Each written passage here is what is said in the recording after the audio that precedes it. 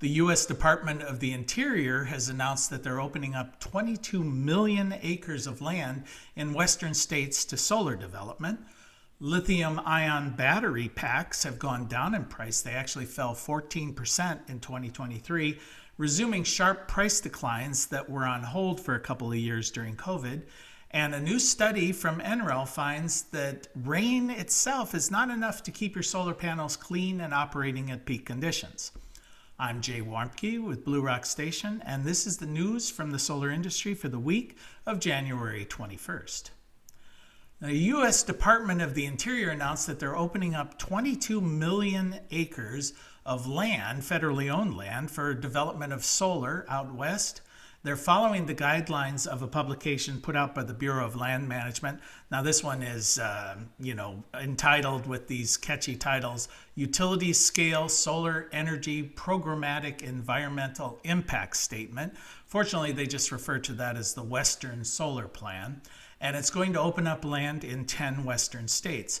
Now, this is going to increase the amount of land available for solar development from 800,000 acres to about 22 million.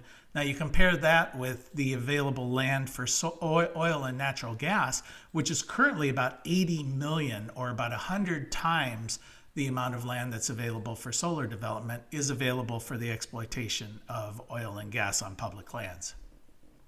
The Energy Information Administration, EIA, projects that solar and wind are going to dominate energy generation over the next several years. In fact, they're projecting that solar is set to increase by about 75% from 163 billion kilowatt hours each year in 2023 to about 286 billion kilowatt hours in 2025. Wind will increase more modestly at about 11% from 430 billion kilowatt hours to 476 billion kilowatt hours. And coal is projected, energy from coal generation is projected to decline about 18% over the next 2 years. Now, the International Energy Agency, the IEA, has projected that worldwide, 95% of all new generation sources worldwide are going to be wind and solar over the next 3 years. 6 solar manufacturing companies have formed a consortium to try and standardize around 700 plus watt panels. Now, to give you an example of how quickly these panels are growing, it was only 3 years ago that 600 watt panels were introduced. Now we're looking at 700 watt panels, and they're looking at standardizing. The companies are Trina Solar, Astra Energy, Canadian Solar, Ryzen Energy, TCL, Zhonghuan, and Tongwei. Now, these are the 6 companies that have formed the initial consortium. They're hoping that by standardizing on the size of the panels, that they're going to see not only more efficiency in installation or conformity there, but also deal with supply chain issues, reduce the cost, increase production. The size that they've standardized is actually 2,384 millimeters.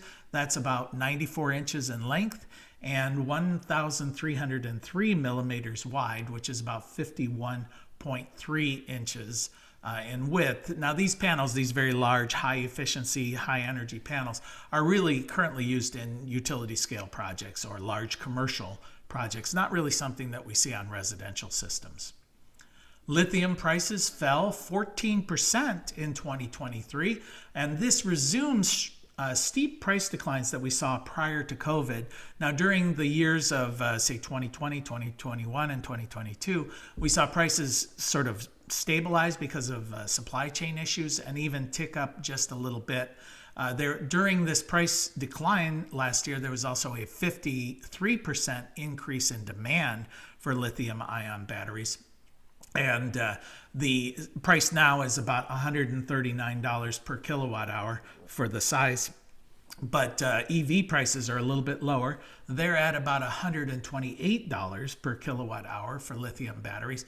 Now, the Department of Energy has set a target of $80 per kilowatt hour for EV batteries that are going to service vehicles that have a 300-mile range or so.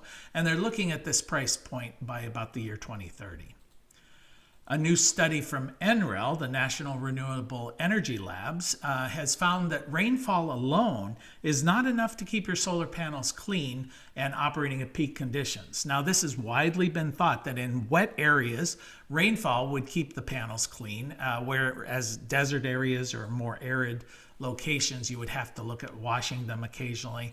But they found that the pollen is not washed off by the rain. In fact, you can see reduced output of as much as 15% from pollen if not washed regularly. And they did find that on average, when they were cleaned, the panels produced anywhere between 4 to 11%. So on average, around 10% better production when the panels were cleaned.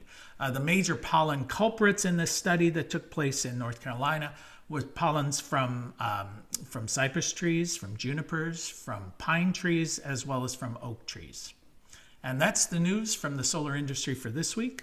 We'll see you next week.